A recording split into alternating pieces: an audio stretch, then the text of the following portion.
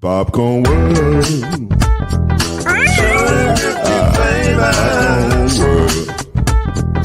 Popcorn world. Yeah.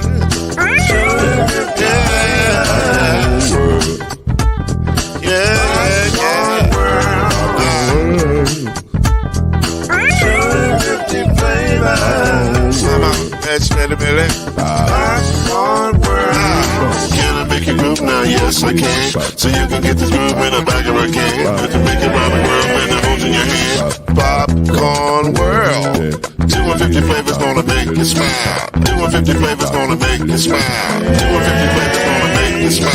I said popcorn make you smile. Ah. Popcorn world. Popcorn world. Popcorn world. It's a popcorn world. It's a popcorn world.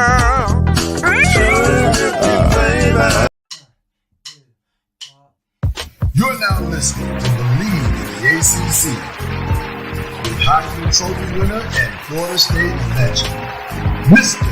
Charlie Ward, Wave 3 TV, and Fern Creek Hall of Famer, Kendrick Haskins, and Mr. Talking Noise himself, and of course, Mama Noise's man, Lloyd Spence. And now, it's time for BLEAV in the ACC.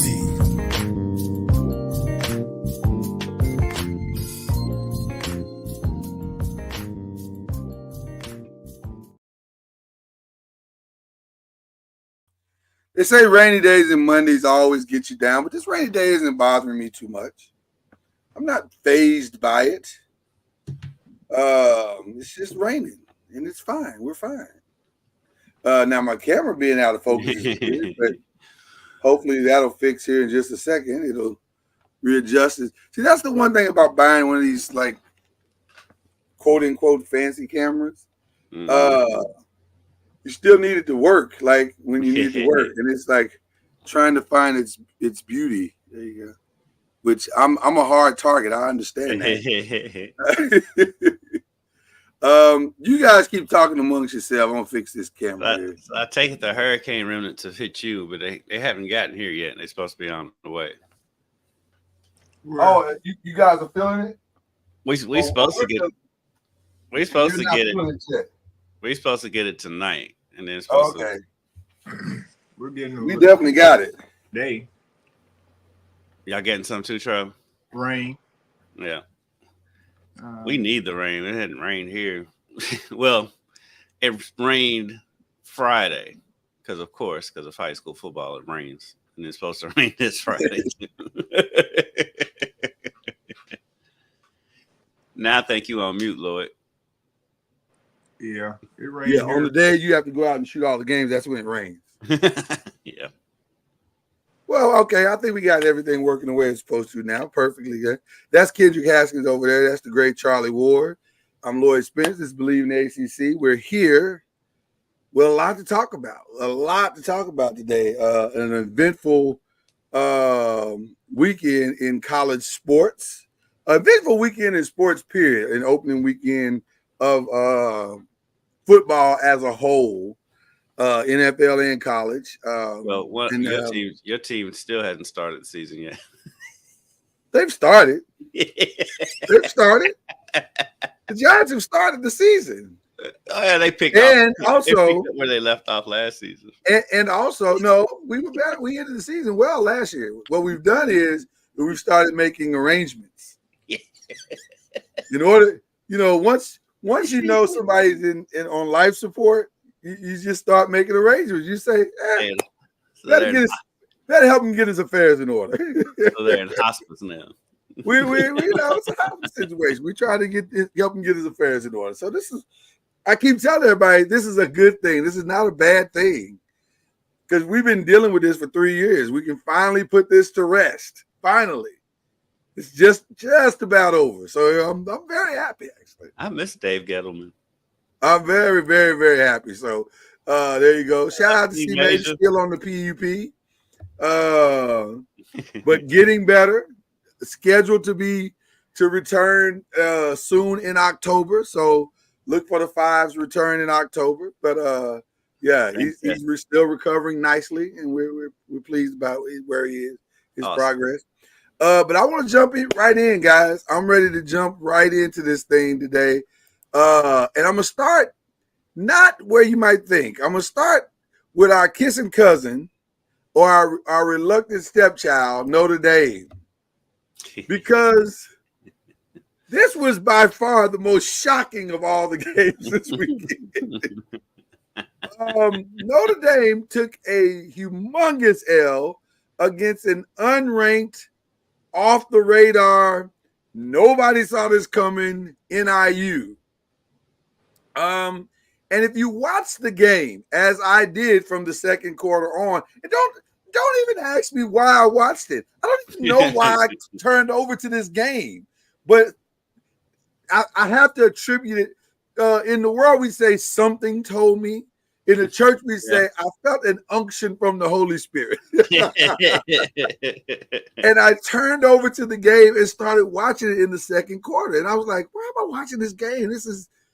But as I watched it, I was like, wow. NIU was kind of beating them up and down the field.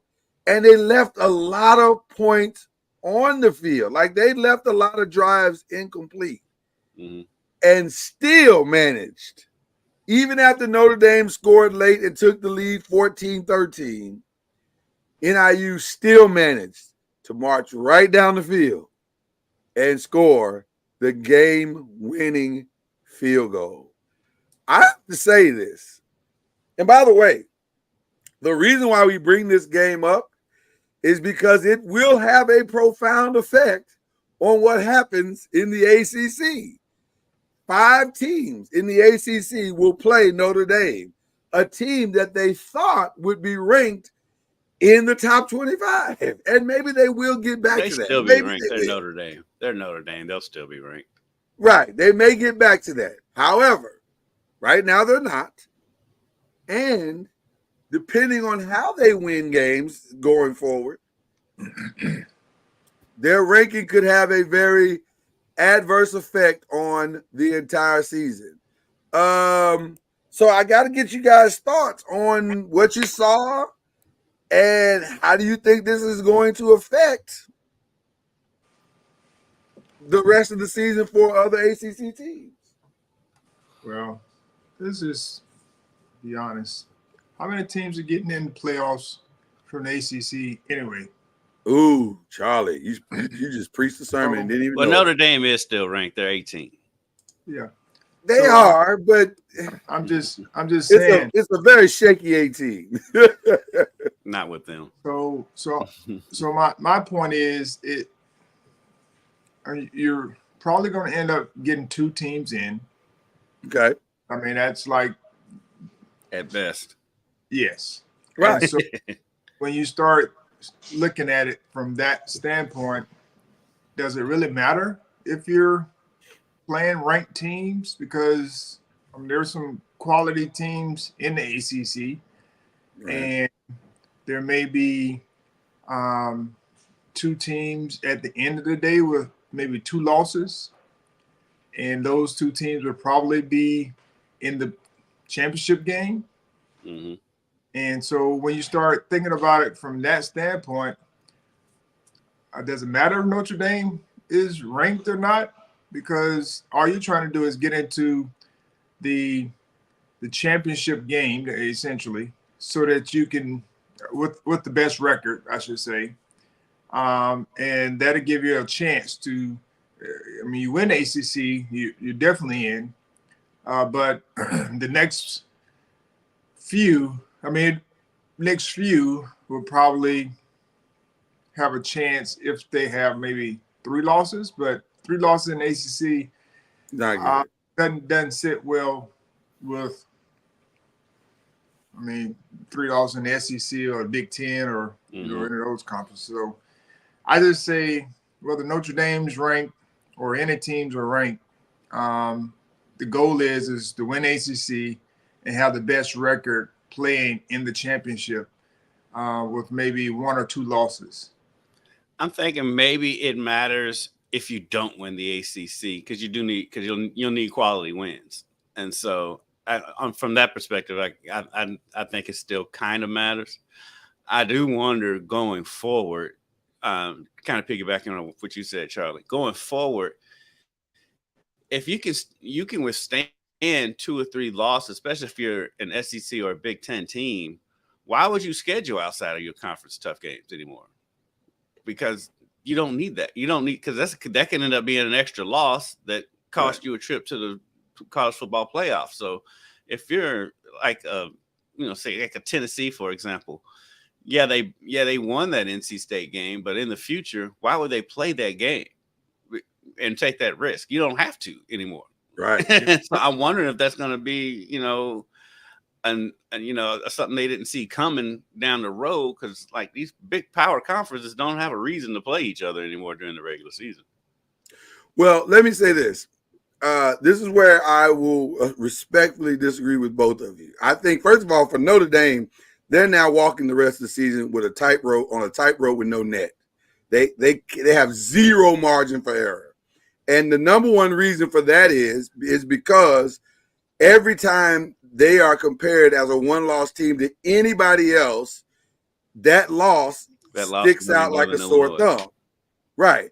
But the other part of that is I fully expect them to lose another game. At least one. At least one.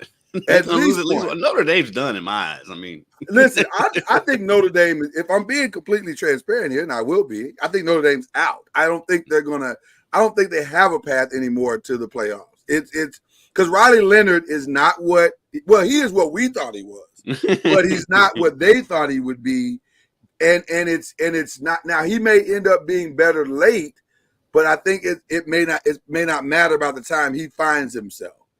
And so they're in a challenging situation. Now the reason why that matters is because the more they lose, which I can see them losing 2 more games, now all of a sudden a win, if Louisville beats them, if Stanford beats them, or if Georgia Tech beats whoever, it doesn't look as good comparatively to what other teams have done.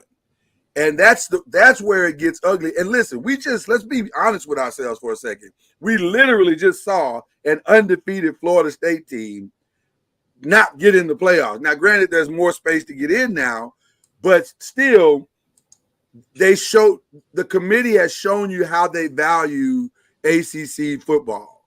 At least they did last year. So if they still have that in the back of their mind, like if they still see the ACC as the 5th best Power 5 or 4th best Power 5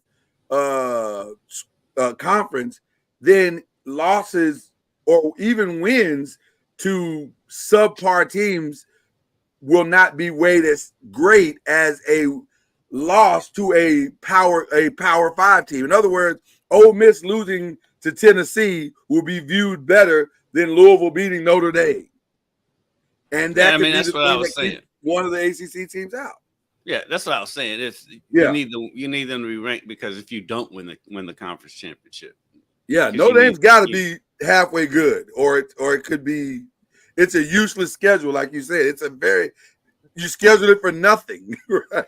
Because like I said, going forward, if I think they might low key may get Notre Dame into a conference, because if I'm a top tier ACC team, why would I play Notre Dame going forward? I'm not playing Notre Dame anymore, especially if they're going to do stuff like this. If you're a top tier, because you want to mitigate losses. That's all I'm saying. Right. But they have to play it. They're scheduled to play at least five ACC teams. That's the agreement. Is that the agreement? Wow. I would have to alternate that to every 3 or 4 year thing, because I guess it ain't helping me. I guess the bright side of that too is, like I said, that's the team that doesn't win the ACC championship. If they could have a win over Notre Dame under their belt, if Notre Dame's ranked, then that helps. But like a Texas or you know, saying a Michigan or, you know, Ohio State, those type of teams, why would they play Notre Dame anymore? For what? Yeah. So a fascinating loss. So I wonder if that's going to be one of the repercussions. I think there's going to be some long-term thought towards that going forward. So a fascinating loss, to say the least, as we go into the these week teams 2 better games. quit scheduling these MAC teams. that's the other conferences. Listen, that's it's not advantageous. That's the conference that's going to get the shaft, because why would these teams play these MAC schools? MAC might be out on a lot of people's schedules. To me, the MAC is a Power 5 conference in football. It should be like a Power 6. The MAC is competitive every year. Their games are exciting, and they're right, especially at the top of their conference. I mean, as you see, Northern Illinois, I don't think they're picked at the top of the MAC this year. They're not. Going to Notre Dame, and they go into Notre Dame and win. The MAC should get a lot more respect than it does. By the way, that made the loss even worse. They literally went into Notre Dame and beat them on their own field, right in front of touchdown Jesus. that's what I was laughing at in the preseason hype for the Texas A&M game, when so many ESPN analysts were like, if Notre Dame wins this game, you can pencil them into the college football playoffs. As if Notre Dame doesn't lose games they're supposed to win every year. Yeah. They still had to play Louisville, who blew them out last year. Right. At the time, Florida State had just had the one loss. They had Georgia Tech on the schedule. And so I'm like, why are we penciling them in? Because of one win at Texas A&M, who's not exactly known for winning big games either. Right. It definitely doesn't look like gimmies. Yeah, those games don't look like gimmies anymore. This one was a kind of a shocker as well. BYU and SMU on Friday. BYU able to pull this one out against SMU. That was the game we all struggled 15. With. Huh? It seems like all three of us struggled to make that pick last week. Well, because it was every bit the pick'em game, and you just didn't know about BYU. I mean, we just don't know enough about SMU to confidently say they're going to win close games. Kevin Jennings, not that impressive. 15 of 32, 140 yards. He threw a pick. Rashard Smith only ran for, well, I say only. The entire team only ran for 117 yards. He ran for 75. It just wasn't. And by the way, BYU wasn't lighting the scoreboard up. I mean, they weren't. Jake Retzlaff, he wasn't tearing it up. He only threw for 202. He was 15 of 28. So it wasn't like the greatest game, but it seems like a hard. BYU did enough. That seemed like a hard game to watch. Yeah, I'm gonna guess you didn't have divine intervention and have you switch over to that game. I did not. I was very much watching Green Bay Philly on that one. So yeah, I didn't switch over for that one. Normally I have the multiple screens going, but that wasn't one I wanted to see. Neither the Duke Northwestern game. It got interesting at the end. I didn't think it was very good at first, and then the back half of the game got real interesting all of a sudden. It was like, oh, okay. And went to double overtime, and Duke was able to somehow pull this out. Charlie's guy, Malik Murphy, threw for 243, and they somehow got it done. I don't know why. I'm gonna be honest with you. I wasn't 100% sure why Duke was struggling, because like Mike Wright wasn't great. He only threw for 156 yards, 19 of 35. He didn't throw any touchdowns whatsoever. Threw a pick. And the running game was okay, but Duke could not figure them out. They're playing at the lake. Yeah. So there's a lot of factors when you play at the lake, and there's some wind and a lot of other factors that go into that part. So gotcha. The run game, was okay. Pass game was okay. Those type of games, you just want to do your best to survive it. Right. And Duke was able to do that. They made enough plays to make it happen. If I remember correctly, there were quite a few turnovers, or yeah, Malik Duke on interception. I want to say there was a fumble or something. Yeah, there were. Yeah, there were a couple of turnovers that stalled some drives, I do believe. But when it's all said and done, I mean, you want to win those type of games, especially on the road against a Big Ten opponent. Yeah. I mean, listen, it worked out for them. They were able to pull it out, but wasn't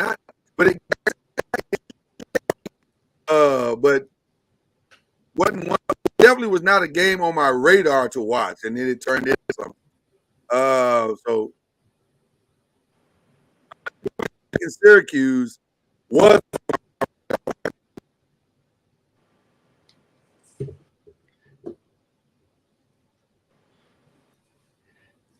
Yeah. Let's see. Lloyd's having a little audio problems right there. So you going down the list of the ACC games. Let me get over into the page. So Kyle McCord passes for 4 touchdowns. To me, he's the biggest difference for Syracuse this year. I know we've had Syracuse, of course, them playing really well at home, and he's made a huge difference in their success. They've had success at home, but they just look different. He has lived up to his hype so far, I think. Yeah, he hadn't been on the road yet. We'll see how that works. But like someone was saying, I mean, this guy won 11 games last year. Yeah. All right, how am I sounding now, gentlemen? We got you. Okay, awesome. I agree. I don't know. I'll be honest with you. I still don't know what he is. Like, he's a good quarterback. That's what he is. He's a good quarterback that has some really good weapons, and so it'll be interesting to see how they maneuver away from the home dome or whatever it's called. But I just think they had the weapons last year. They just didn't have the consistency at the quarterback position to get those passes to him. And just his pocket presence, him finding crossers or against the blitz, hanging in there and being accurate, those things can carry over, like, against any team. And so it's something that you have to continue to watch, but he has all the physical tools and all the different things to be a solid quarterback at the next level first. And then secondly, the guys believe in it. Like, he's making plays for them, so they're getting open. Feels like he's getting time to get them open too. Feels like his offensive line is doing a great job protecting them up front. Yeah. Well, my statement of I don't know what he is yet is not an indicative of what he's doing as much as who they've played. I thought Georgia Tech would have been overall better, and the score looks like it was a really tight game. I didn't feel like it was. I never thought Syracuse was going to lose this game. Haynes King is everything for this team. He is everything. If he's not running the ball on third down, they're not making third down. Like, they don't have a lot going beyond him, and that's no slight to them. That's just the reality.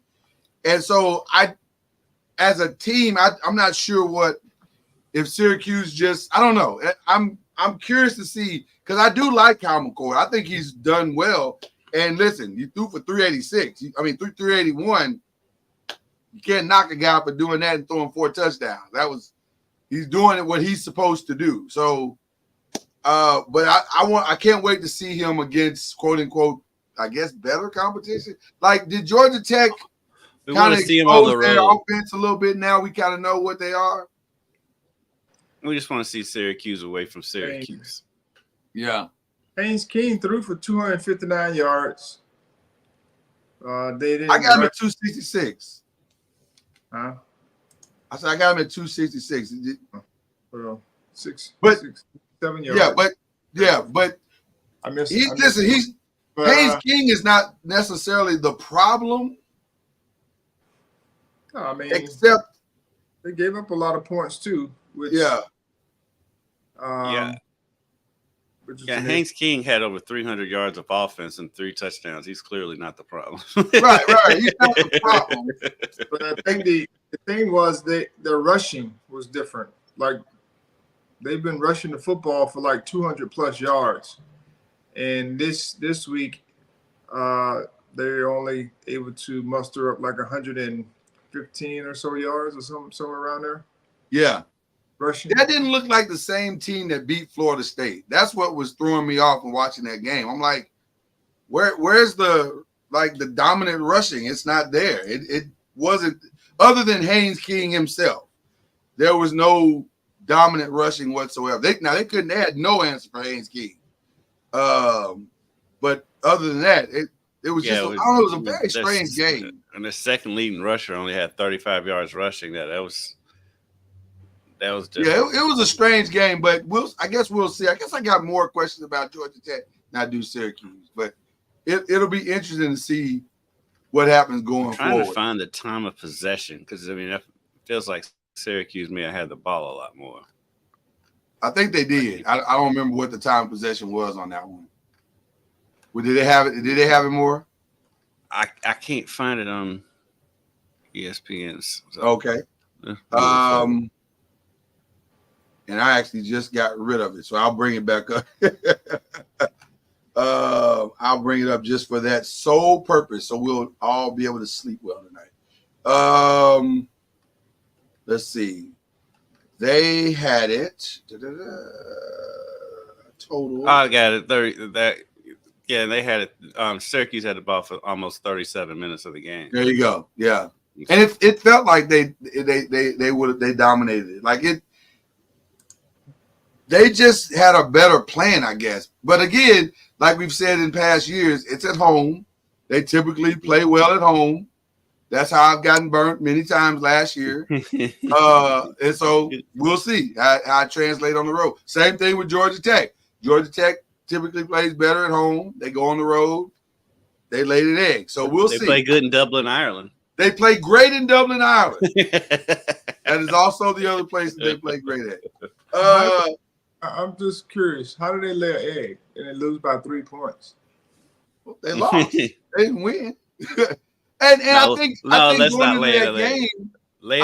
that game, nobody had. I think most people had Georgia Tech winning that game, or at least they would have thought they would win that game based on their first 2 performances. I think Syracuse was favored coming into that game. So who do we pick? I think we all picked Syracuse. Y'all pick Syracuse. Aha. I'm guilty. Remember, I got talked into that game by the pastor. I got talked into that game by the pastor, which is wild because you normally can trust a man of God, but not this time. Like, it didn't work out. You can trust him with the word of God, but maybe not so much football. But so the Pitt-Cincinnati game was very interesting to me because Cincinnati jumped out to a pretty sizable lead. They were up, I think, 27 to like 13, I think it was. 2 weeks in a row. And then in the fourth quarter, they couldn't find the end zone. And Pittsburgh marched all the way back and ended up winning that game 28-27. We need to pick the March because we picked them. Let's see. Cincinnati was up. Looks like they were up. Yeah, they were up 20. I think 27 to 13 going into the fourth quarter. And then the bottom dropped out. They were up 27-6 in the third quarter. Yeah, at one point, right? At one point, it was 27-6. That's so 2 weeks in a row for Cincinnati. Yeah, I think the Pitt scored 22 unanswered points and marched all the way back in that game. I'll take that back, but that's not 2 weeks. We got 2 weeks in a row when Cincinnati's had a big lead and they had to hold on. They ended up winning Towson by 18, but they were up 21-3 in that one. Yeah. So Eli Holston, 20 of 35, 302 yards, 3 touchdowns in that one. Desmond Reed, it rushed for 148 yards, which is a pretty solid day. And Konata Mumpfield, how about that for a name? Konata Mumpfield, 5 receptions, 123 yards, and 2 touchdowns in the win on that one. Satterfield, kind of Satterfield, so I'm not, Desmond Reed had an amazing game because not only did he have 148 yards rushing, he had 106 yards receiving. Yes, Desmond Reed is clearly a solid part of their offense, to say the least. Somebody get a hat on that mildly. Yeah, that's putting it mildly. I do have a question about this next game, UofL and Jacksonville State. And I know you're saying, well, they blew them out 49-14. They did, but the first half didn't look great. Like, it was a slow first half. What are your thoughts, Kendrick? And I'm sure Coach Brom had some thoughts about that first half as well. I didn't go to the game, so I didn't see the post game. But I mean, end of the day, I mean, it's for one, Rich Rodriguez and that crazy offense that he has. He always has new and exotic ways to get his quarterback out in open field. So they did a pretty good job of that. And second quarter is when Jacksonville State made a game out of it, and they scored both of their touchdowns in that second quarter, I believe. Yeah. But it wasn't like the game was ever in doubt. You never felt like they were going to lose, and so not at all. I think it's more of one of those things. Those first 2 games of the season, you took care of business. You got out pretty much injury free, and you took care of business. And so they gave up 14 points in 2 games, and so and really it's 14 points in 7 quarters or whatever, 8 quarters. And so I think they're fine. I don't think it's too much to be upset about. They're fine. I know people around here, I was on the radio yesterday and people were worried about the 14 points. And I'm like, this is not the 85 Bears defense. They're going to give up points sometimes. They're going to give up some points. But they're fine. Pronounce the young man's name, the quarterback. Tyler Shuck. It looks like Shuff. It looks like Shuff, but it's Shuck, like shucking corn. Like shucking corn. I kept hearing him say something at the game. I'm like, that doesn't look like what I said. I got to be hearing something wrong because what they're saying is not what I'm seeing. It's not right. the same thing. It looks like Shuff, but it's Shuck. That is a unique spelling.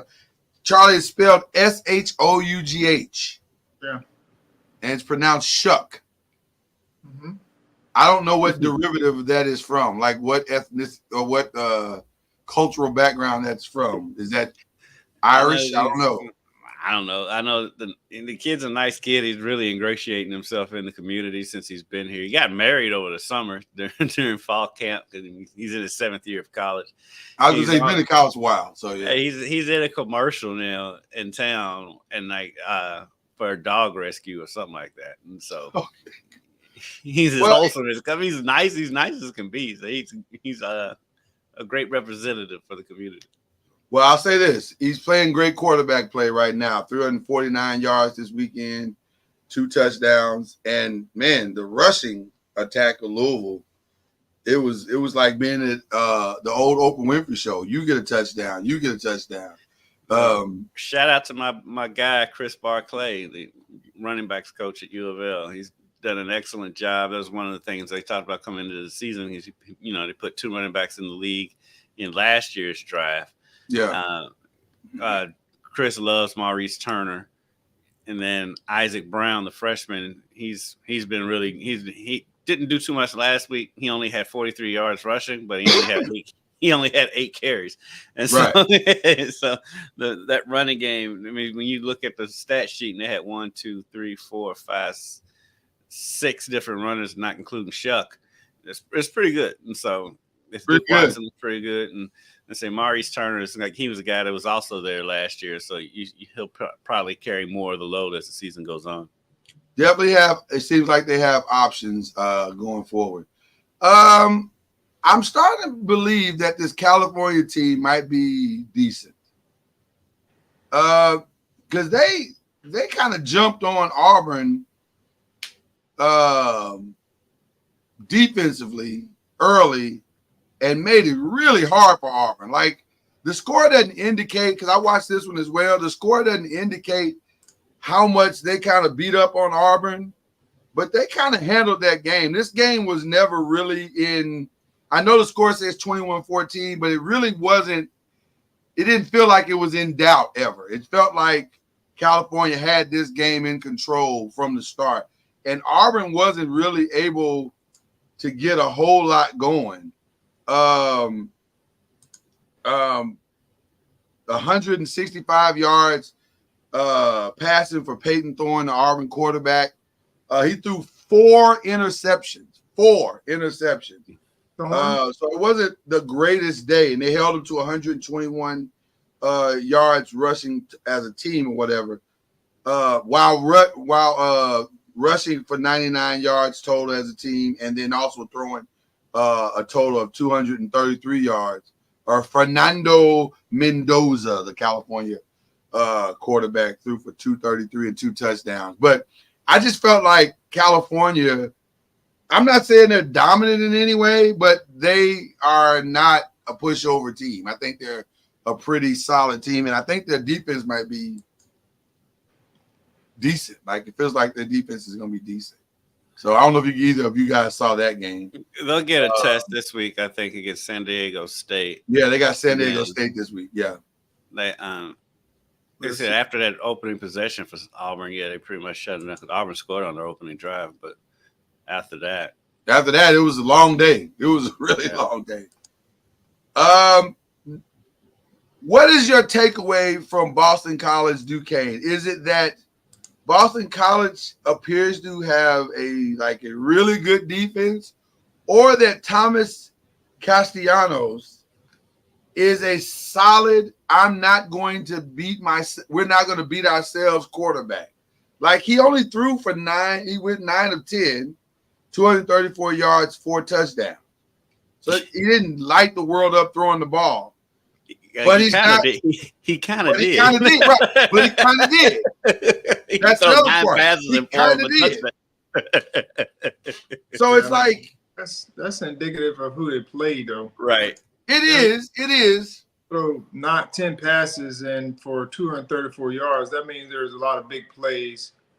It was all big plays. And so, with them, I mean, they're a solid team, well coached as they've always been in a lot of ways. And so it's they're a solid team. We'll see how they continue to progress, because from a passing game standpoint, and running game standpoint, at some point, one of those will get shut down in a sense, and we'll see if Castellanos will be able to, take over a game with his arm, because right now he's able to do it with his legs and be efficient doing it. But if a team decides they want to shut the run and make them a passing team, that would be the day we'll see if they're for real. How about Lewis Bond caught a 49-yarder? He had a touchdown. Reed Harris caught one pass for 72 yards and a touchdown. And Trayshawn Ward caught one pass for 30 yards for a touchdown. So a great day for Castellanos and the receiving team. He threw for that 257, but they ran for 306 as a team. Yeah. we'll learn about them this Saturday. We'll learn about more this Saturday. So it was interesting. North Carolina beat Charlotte 38-20. Not really a great game. Nothing to really write home about on that one. Well, for North Carolina, it was interesting to see how the young quarterback would do getting that first start. That's what I was interested in seeing, and he did well. 219 yards, not a bad day. Yeah, 2 touchdowns. Did have a pick, but I was interested to see how he would do in his first start because I said he was a little shaky when he came in that game at Minnesota, but who wouldn't be? Right. So with a full week of practice, taking the number 1 snaps, whatever, I was interested to see what he would do, and he did okay. Virginia Tech did get the win against Marshall, but Marshall got the highlight in the young man. I forget the young man's name. I wish I had it, and maybe I can find it here. That wasn't insane. You guys see him catch the one hand. Yeah. Randy Moss, he mossed him, if you will. That was unfortunate. that was just a heck of an athletic play. I mean, that's one I've never seen before. The way he caught it. That's the first time I've seen that. Listen, he'll at least get an invitation to the combine, if nothing else. Get a pair of signed Randy Moss gloves. I'm assuming that was Christian Fitzpatrick. I'm assuming, but I don't remember who the kid named. But he was a big. He's receiver. A big target for a quarterback. Yeah, he was a huge receiver. But that was like the highlight of their day because the other stuff that the quarterback did wasn't much. He was 13 of 36, and Kyron Drones was okay. He was 14 of 21 for 130 yards passing. But Bay Shul, I'm assuming it's Bay Shul, Tootin rushed for 120 yards and a touchdown. Charlie, what do you feel about Virginia Tech? What's your thoughts on Virginia Tech? I don't know. I think they've been a disappointment to a point. Very similar to where Florida State is as far as the expectation at the beginning of the year. And so they've kind of lost to Vanderbilt, and it just hadn't seemed like the team everyone was expecting. But it's still early on, and they can get it turned around and meet the expectations that everyone kind of had for them. So it'd be interesting to see how they continue to move forward. I don't know. Drones has been okay. He just hadn't been what we expected him to be. Right. In a sense. But as I said, it's early on in the year, so we can always get it turned around at any given point. Feels like they're putting a lot on him. Just looking at the box score, I mean, he had 21 passes, and he also had 15 carries in the game. And 15 carries and wasn't going anywhere. He had 15 carries for 13 yards. It feels like they're putting a lot of the offense on him too. With Miami, it again feels like they got their quarterback. Definitely he was very efficient. 20 of 26, 304 yards, 3 touchdowns. With all due respect to your Rattlers, Charlie, it was the Rattlers. And so probably not a whole lot to take away from this game other than they did what they were supposed to do. Right. I mean, the game was expected. I mean, this is the kind of type of game we expected. So, I mean, there's no earth-shattering analysis here. Yeah, nothing to really take away from that one. Yeah, same with. Go ahead. I mean, just going forward for Miami. I mean, at South Florida just got interesting because the way South Florida played against Alabama. South Florida looks very interesting. But they always play Alabama tough too for some reason. Yeah. I mean, they got Virginia Tech at home. At Cal could be interesting, but just looking at their schedule, they should be undefeated coming into that Louisville game on October 19th. I feel like they will be. I feel like they will be. In fact, I'm feeling. Well, we'll get to that in a minute. But and then there was no real surprise in this Stanford Cal Poly game. I've just never seen a dominant Poly based team. Like when you add Poly to the back end of a team, I just Cal doesn't feel like Polytechnic. Right. It just doesn't feel like that's going to be a dominant team. This one was good. Business. Virginia and Wake Forest ended up being a very, very good game. I don't know. Well, listen, I can't listen. This wasn't Hank Bachmeier. This was not his fault at all. The man threw for 400 yards and a touchdown. So you can't blame him for any of this. These are two I interesting didn't get a teams. chance to see as much about this game, and I got there late at the end to see how it ended and how Virginia kind of came back and pulled it out. It was a good competitive game, against, two teams that are very similar in a lot of ways. And, I think it's Calandra. He's a spark plug. I mean, he is who he is. Yeah.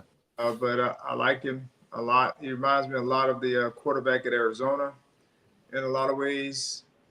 They're just good, and they make their team go. So like I said, Virginia lost these games last year. Yeah. Type of games, and now they're sitting there 2-0, 1-0 in the conference, and so it'll be interesting to see how they continue to progress. And like I said, they'll be competitive. I think they're a scary team. Yeah, I would They agree. could be because they're gonna fight. Because, like I said, like Charlie said, I mean, they had a bunch of one-score losses last season, and so they were right there. And so they're an interesting team. I think they have a good chance of being right there in the mix at the end of the season. And you also have to factor in, their one-score losses. The quarterback was a true freshman most times, and he was making some tough decisions throughout the game, and they were still, close. And he's tough. He's a tough mind. He is very tough. He is very tough. Wake Forest is interesting too. I mean, Wake Forest has a good quarterback, and they can put up some numbers too. So I think both of those teams could be right there in the mix at the end of the season. I think Wake Forest is going to sneak some teams and beat some teams that they're not supposed to beat. And that's what's going to make this entire season interesting, because there are like 2 or 3 teams in the ACC that are just like that, where they're probably going to beat somebody they're not supposed to beat, and maybe muck up the waters a little bit. Yes, at home especially. Yeah. NC State and Tennessee was initially, we thought, going to be a lot better, although it wasn't. It was never in question that Tennessee was the better team. Tennessee was dominant pretty much from the start of the game to the end, and ironically, not so much in the passing game. I am Aliva. Is that his name? This kid's name is very difficult to me. I am Aliva, I think is his name. Nico I am Aliva. He only threw for 211 yards. But man, he also ran for 65. He accounted for 3 touchdowns by himself. I think it's I am Aliva. Yeah. It's a tough. It's a tough. They're a tough team to play against. And NC State, of course, on the road is a little different than they are at home. So I wasn't surprised. And again, Grayson Allen. That's Grayson McCall. Yeah. Grayson McCall is he's had a tough start.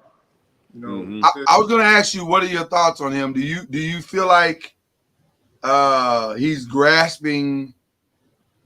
Because I feel like he doesn't. There's stuff that he's missing. Like he was 15 or 22, and he threw a pick. But I feel like he's not. He's certainly not pushing the ball down the field a lot. Like he's he's just kind of. I'm not sure he's seeing. And when you got a receiver like Kevin Concepcion, he's gonna be open. Like he's gonna beat his man. And I don't think he found him 5 times. He got 53 yards, but doesn't feel like he's finding him as much as he's probably open. A lot of that has to do with time to find him. That's true too. Especially Also when true. Tennessee was bringing that heat on Saturday. Also true too. You can't find them on your back. That is very true. Right. That is also true. They got some stuff to work out for sure. They definitely got some stuff. Yeah, they got embarrassed, to be honest. But I don't think, and they haven't gotten off to the best start, but I think they've got enough to bounce back and be competitive going forward. It's just I think Tennessee might be that good. Of course, I don't never trust Tennessee when it comes to a big game, but they, especially if they have to play the Alabamas and the Georgias huge of the facts world. right there. Right. But right now, I think it may have been one of those things where just Tennessee got out on them and it just snowballed on NC State. But I think NC State will bounce back. Well, like you said, Charlie, I think Tennessee's defense is for real. So that may be what that's the best Tennessee defense we've seen in a long time. In a long time, they look solid. So, and then Charlie was very excited to see Cade Klubnik come to life against App State. So was I. Were you excited? Yeah, because it gets under your skin. Not really. Not really. He had a good day. I just listened. He had a good day. 24-26, 378, 5 touchdowns is a good day. Yeah, you'll take that. That is a good day. Phil Moffa had a great day. 10 rushes for 118 yards and a touchdown. That's a great day. Now, that's kind of padded a little bit because he had an 83-yard run at one point. so you know. We don't sit here and count how many rushes or how things go about. He got the job done. He got the job done, Charlie. I'm not mad at it.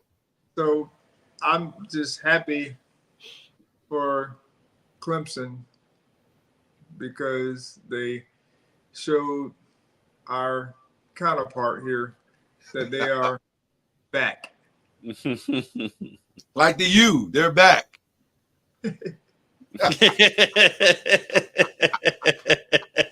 Just like the U, they're back.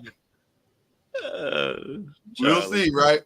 In our I Believe pick games, the score doesn't indicate how bad this game was. Although I will say this. Colorado won the second half. I was going to say, Charlie, the second half wasn't as bad because technically the second half, the Colorado defense pitched a shutout. Technically. They just couldn't block worth a quarter. Like the offensive line was horrific. Until they get their line issues fixed. I mean, I can't take them seriously. And it feels like their offensive line problems is just continuity. They're not cohesive.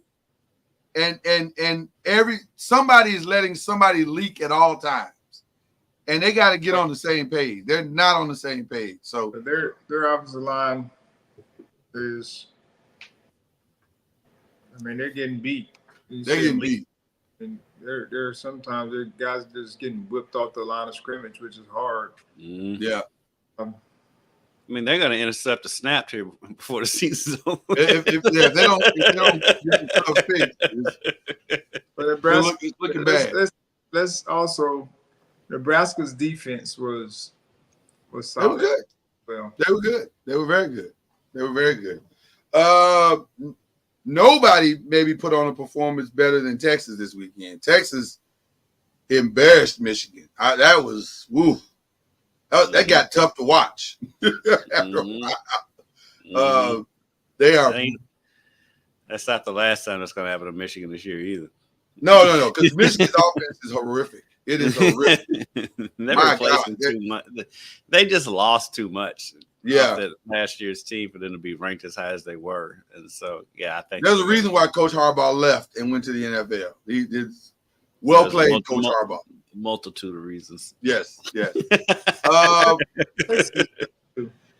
Texas is the real deal. Yeah, they're the real deal. You can't sit here and look at Michigan like they're not good. No, Texas is. They're the real deal. Feels like we're headed toward a Texas-Georgia collision, but we'll see. Texas, Georgia, and Tennessee to me have been the best. Have looked the best so far this season, without question. I'm kind of Ole Miss. Ole Miss is interesting. They are interesting. Because I just like how snarky Lane Kiffin is, so I want to see him win as often as possible. So why does he hate Brian Kelly so? Because he's always trolling him. What is that about? He's a troll. He is a troll when it comes to Brian Kelly. Every chance he gets, he's throwing little sly remarks. But yeah, that's what he does. He's hilarious. I'm not sure what that's about, but they got some serious beef. Very Kendrick Lamar type beef. Listen, I lost this one by a toe.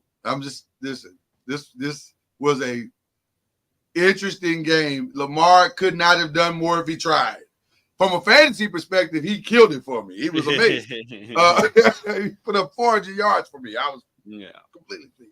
But the game itself was like, wow, they've asked him to do everything. Like he's, I think I saw him on the sideline putting water in guys' mouths. Like it was a long day for Lamar.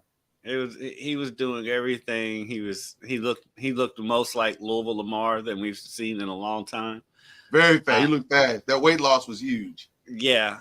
I now him missing Flowers on that play did kind of bother me a little bit because he was wide open and he hit the goalpost almost with that. Yeah. Play. But the pass to the 2 touchdowns, the one that counted and the one that was out of bounds to Likely to me stood out to me more than anybody in that game. Likely was fantastic, amazing in that game. I mean, fantastic. Andrews is basically now just a blocking tight end. I was thinking Mark Andrews so much should be concerned because he you can see it on his face that he was a little concerned. He should be concerned because the offense has dramatically changed. And then Green Bay. I don't think any of us picked Green Bay and Philly, but. You're right, Sean. It should help him to have 2 tight ends like that. Yeah. And then none of us picked Philly and Green Bay, but Saquon Barkley was amazing, just amazing. So of course he was. But he's always amazing in at least 1 or 2 games. He got out of purgatory, so now Well, it's 1 game. I understand what everybody's saying, and I'm excited for Saquon. I really am because I like Saquon. I'm excited. It's 1 game. I've had Saquon in fantasy for many years. The injuries come. I'm going to hold off. It's 1 game. Yeah, but those games led us to you and Charlie being 27-4, me being 24-7. I probably won't listen to the pastor this week. I gotta be honest with you. With all due respect to the man of God, I'm probably gonna go a different way. Which leads us to our games. We got North Carolina State trying to bounce back from a loss and see if they can beat Louisiana Tech. Can they pull it off? I think so. I think NC State wins that game. Yes. I think NC State wins. They're at home. Yeah, I think that one's pretty clear. Boston College. This is actually all of a sudden turned into a very, very interesting game. I'm not sure people would have put this on their radar at the beginning of the season, but it's on people's radar now. And this is maybe a prove-em game for Boston College. Can they go to Missouri and knock off the number 6 team in the nation? I think it's going to be a great game. Let me look at because I think this might be the best team Missouri has played so far. Yeah, I'm gonna go with Missouri. I am too. Right. I think they're a solid team and it will be a very good game. But I do believe Missouri, playing at home, will have a an edge there. Who has Missouri played? Nobody. Yeah, that. They played Murray and they played Buffalo. And they've won those by a combined score of 89-0. So they may or may not. Well, the nothing is maybe significant. Not against Murray. God love my alma mater, but I'm probably not picking against. I'm not gonna pick against Missouri, but this is a serious step up in competition for them. Yeah, So, yeah. We will find out a lot out about Boston College. We need Boston College to win, but having said that, we're all picking Missouri. Okay. Miami and Ball State. Yeah. Miami is actually tuning up on a lot of people this year. Yes. They have a very favorable start to this games. Schedule-wise. Florida at the beginning of the year. Like we said. Yeah, they're tuning up on a lot of people this year. You don't consider Florida as a tune-up. Yes. I absolutely consider Florida as a tune-up. Right now, in the current state, yes. Absolutely, yeah. But it wasn't supposed to be. Yeah, Georgia Tech is going to bounce back against VMI, I'm assuming. But fighting Tubby Smiths. And it's at home, so that should be. Backyard Brawl. The famous Backyard Brawl is this weekend, ladies and gentlemen. West Virginia and Pitt. Normally I'd say Pitt's at home and they're probably going to pull it because they got that old goofy field. And I'm probably going to go with Pitt, but I'm not confident in it because West Virginia, this is a rivalry game and anything can happen in a rivalry game. True. But I'm going with Reed. He seems to be a very good football player. That West Virginia's that's the running back from Pitt. From Pitt? That went crazy last week. You called out the one. Charlie said, I'm going with Reed. And those other guys that play with him. Yeah. I'm with Charlie. I think Desmond Reed's the best player on the field. Well, he put up 200 yards by himself. Yeah, 250 yards, almost 250 yards. That can carry over. That can carry over. And he did that on the road too, in a tough game. So I'm with I'm with Charlie on that. I really like Desmond Reed. All right, well we'll make it a trifecta on that one. Shout out to UConn for still giving ACC teams wins. It's an admirable quality. I think the ACC should go ahead and just extend an invitation to UConn. Last I heard, the Big 12 is interested in UConn, as they should be. Might as well pad the ACC hasn't. I don't know. It does feel like the ACC should have reached out by now, but why not? Who knows what the ACC is doing right now? Well, they're trying to get out of that contract, which is not working. North Carolina Central and UNC, another good tune-up game for the rookie. A lot of those this week. He needs them, though. He needs as many before he gets into the heat of the schedule. He needs as many of these kind of games as possible to start feeling comfortable. So this will be a good game for him. I'm assuming we're all going UNC on this one. Virginia Tech and Old Dominion. It is at Old Dominion. This is a tricky one. It is a tricky one. You don't know what Old Dominion. They normally play some good quality football, and they're at home. And they gave South Carolina a game to open the season. Who came in here and blew out Kentucky last week? Right. So Old Dominion must be halfway decent. Old Dominion's always tricky. They haven't gotten blown out in any game yet, even though they're 0-2. It's a competitive 0-2. Like they've been in every game. So I'm gonna go with Virginia Tech in a close game. But I wouldn't put it past Old Dominion. I'm gonna take a swing here. I'm gonna take a swing here and go with Old Dominion. You're going Old Dominion. Yeah. All right. I think I'm gonna stay. Oh man, this is a tough one. This really is a tough one. Stay on the beach. You're gonna play it safe.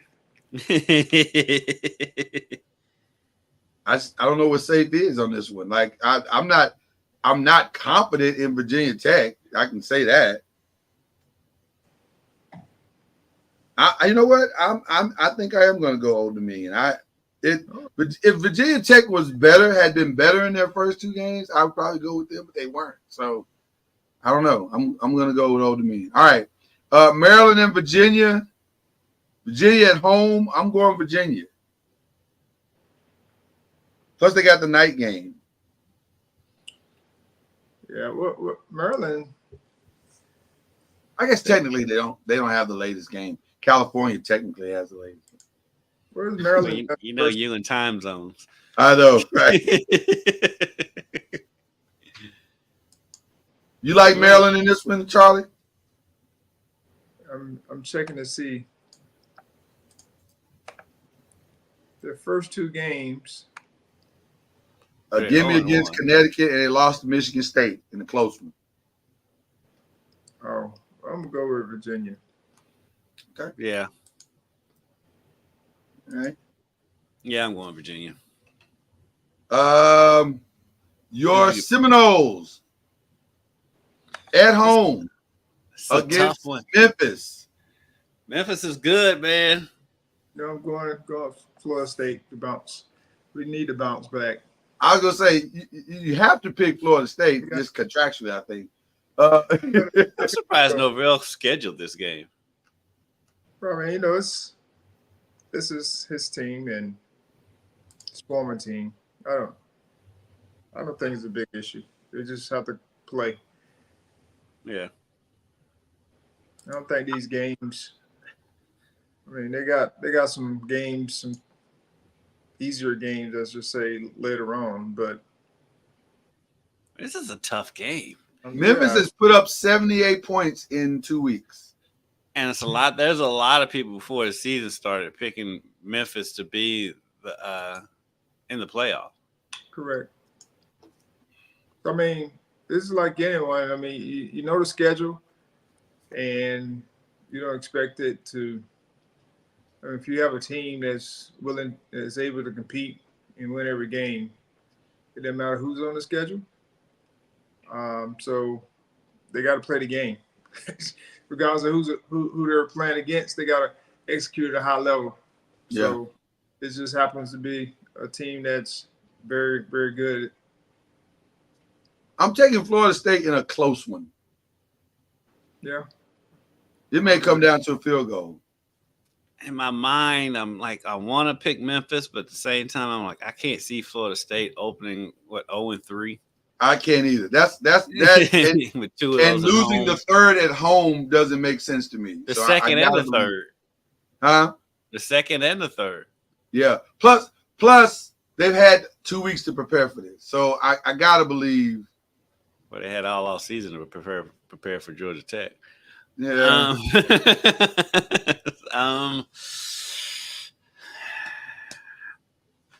I'm gonna go Florida State just because I just can't see them going 0-3 to start the season. I can't either. That would be mind blowing right there.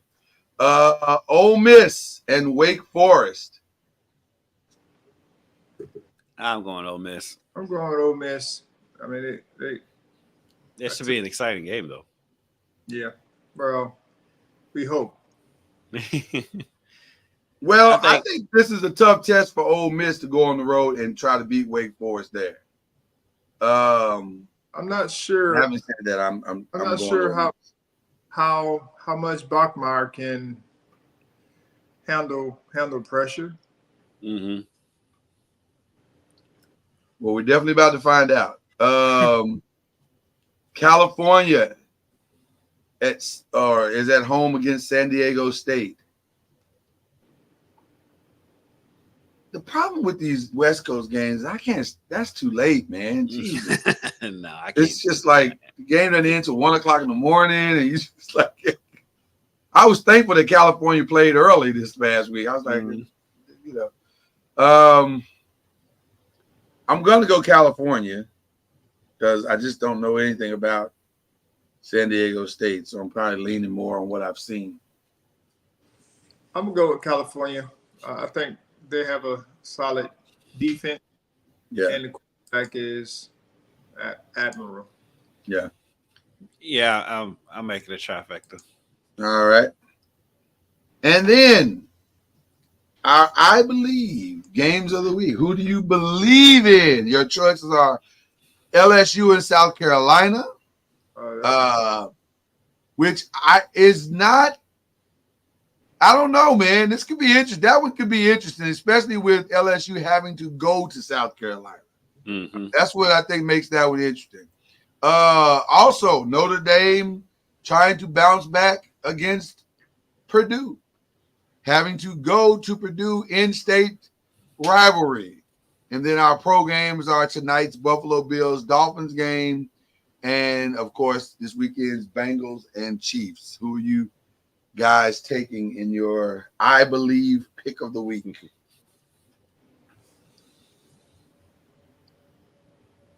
I think I'm gonna go with Notre Dame to beat Purdue. I'm gonna take the safe route. Okay. Notre Dame for Kendrick. A bounce back win for Notre Dame, he's predicting.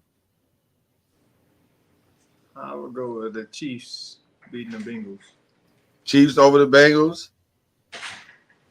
A lot of questions about Joe Burrow's wrist this week. Joe Burrow's problem was Joe Burrow didn't have any receivers last week. Right. The receivers will be back this week. That wrist will magically heal. It'll be interesting to see. I think the biggest problem for the Bengals more than anything was losing Joe Mixon. That was a huge loss for them. That wasn't a small thing. You are 1,000% correct on that. And that has been grossly underplayed. And I think he's a perfect fit for that Houston offense. Too. Man. He looked good on Sunday. Joe Mixon covered up a multitude of sins in that offense this past weekend because they weren't clicking early. And every time it looked like they couldn't get anything going, Joe Mixon would break a run. You're like, okay, he has found a home. And the Bengals lost. The Bengals lost him and P. Ryan. They lost both of their main running backs last year, and they didn't. Because they don't put up the gaudy numbers, it kind of flew under the radar. But they meant a lot to that offense, especially Mixon. And no disrespect to Zach Moss. Zach Moss played okay, fine, but he's not Joe Mixon. No, yeah, he's not Joe anyway. Mixon. Yeah, so I think I'm going to go with. I kind of want to go with history. You realize that the Bills have beaten, or Tua Tagovailoa is 1-9 versus the Bills.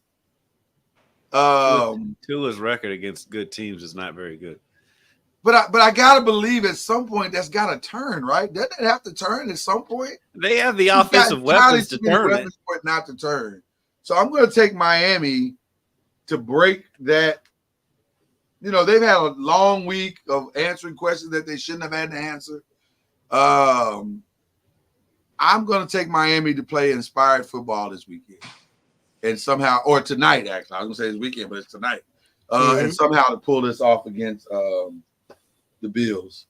So there you go. Those are our picks for the week. We want to send real quick our collective condolences to the family and the legacy of both James Earl Jones, who is one of the greatest actors of all time, just really iconic in every possible way. That's Darth Vader, man. That's Darth Vader. Right. I am your father. And so we appreciate him and his journey. And then also maybe the most underrated singer of all time in Frankie Beverly. We're gonna still party at the picnic to everything you gave us, but the picnic gonna do the electric slide. Listen, you're still electric sliding to everything you did, brother. But it ain't gonna be the same without you. I'm telling you, it's not gonna be the same without you. So I say, we send our thoughts and prayers to his family, to both their families, this week. Before I And let go, we'll also send our prayers to Shannon Sharp. He had a rough day yesterday. We'll just leave that alone. That was self-inflicted. He had a rough day yesterday. I don't. Yeah. What happened to Shannon Sharp? Well, let's just say he's got to put fingerprint security on his phone, and so that way he won't make the mistake of leaving his phone on it at and going live. Unfortunate times. Leave it at that. We'll tell you offline here in a minute, Charlie. but it wasn't good. It was not good. So, okay, shout outs. Who is shouting out, guys? I'd like to send condolences to one of my former GMs, Carol C.D. Dawson. He's the GM at the Houston Rockets. While I was there, he passed away. So, Sharon, his wife, praying for her. And then, who else? So that's one of my main shout outs. That's a good shout out, Charlie. Good shout out. I'll send a shout out to UofL Volleyball and their head coach, Danny Busboom Kelly. I always have a good time when I get to hang out with her for a little bit. Went did a one-on-one interview with her yesterday. They have the Cardinal Classic coming up this weekend at the KFC Yum Center. They have their own arena, but they're slowly starting to move back into the KFC Yum Center. They draw good crowds. They have a huge game on Sunday against number 9 Creighton. UofL's number 4. That'll be an ESPN game. It's at 1 or 1:30 on ESPN. And so shout out to them, and just shout out to volleyball in general and ESPN, because volleyball is on ESPN all the time now, and is a national televised sport quite often now. So shout out to the growth of NCAA volleyball. And it's incredible to watch. Creighton and Nebraska had a wild 5-set match the other night, into which one of the sets was like 33-31. Oh, wow. was the final score in the set. And so Nebraska went on to won that one in 5 sets. But, shout out to the growth of volleyball in this country. Nebraska volleyball is the most popular sport in Nebraska, and it's not close. It's not even close. It's not close at all. Like. Well, Danny won a national championship as a player for Nebraska. So. Right. Matter of fact, Nebraska volleyball is similar to UConn basketball, women's basketball. Like they dominate everything there. It's insane. But shout out to them. I want to give a shout out to the WNBA. The numbers are starting to come out, and this has been by far their most advantageous season from an attendance perspective. And we know the obvious reasons why, the hype surrounding this rookie class, and you got to give credit to the what I say is the main 2 components. I know a lot of people want to say it's just one, but I think it's the main 2 components in Angel Reese and Caitlin Clark. What is the old saying? A rising tide lifts all boats. They certainly have, and it's been really, really amazing. Which it also gave people the opportunity to see my other shout out, which is shout out to the new single season record holder, and I would have to believe the next MVP of the league, Angel Wilson. Thank you. She is just different. She is different. It's so I want to give a shout out to her, and then my final shout out is to who has quickly become one of my favorite hip hop artists of all time, who will be who will be headlining the Super Bowl, Mr. Kendrick Lamar. He is having a year. He's having a year. It's been quite the year for K-Dot. Man, he is really having a year. It's going to be a fun time had by all. I think people are going to be shocked at how good of a performer he is. He is built for that stage, for sure. Yeah, for sure. He is built for that stage. It's going to be really, really good. So I'm looking forward to seeing that. Huh? Does he still have beef with the other guy? He has tremendous beef, like Wagyu type beef. yeah. He dropped a new song last night. Randomly just dropped another song last night. It was Which crazy. he really didn't go after Drake that much in that song. That was more towards the people who are around Drake. Right. It was some other subtle shots, but the guy's the most calculated guy I've ever seen. Why do they do that? It's fun to watch him work, to say the least. So, but yeah, shout out to him for headlining Super Bowl. It's gonna be a lot of fun. So, all right, people, we are going to get out of here. We appreciate you guys tuning in. Shout out to everybody rewatching this later. We appreciate you as well, and enjoy your weekend. It's gonna be another fun weekend of football. Football is back, man. It's a fun time, best time of the year. I wish my Rangers were doing better, but you can't listen. I can't have it all. I have my run. It's coming to an end. There'll be a new World Series champ probably this year. Huh? So we want it all. I do want it all. We all want it all. Who doesn't want it all? He's still a Giants fan, so there's that. Listen, the Rangers helped me tremendously last year because I gave me something to root for, and now I don't think I have to root for is my fantasy team. And so there you go. But we'll be back, do it all over again next week. Appreciate each and every one of you. It's BLEAV in the ACC. We'll see you next time.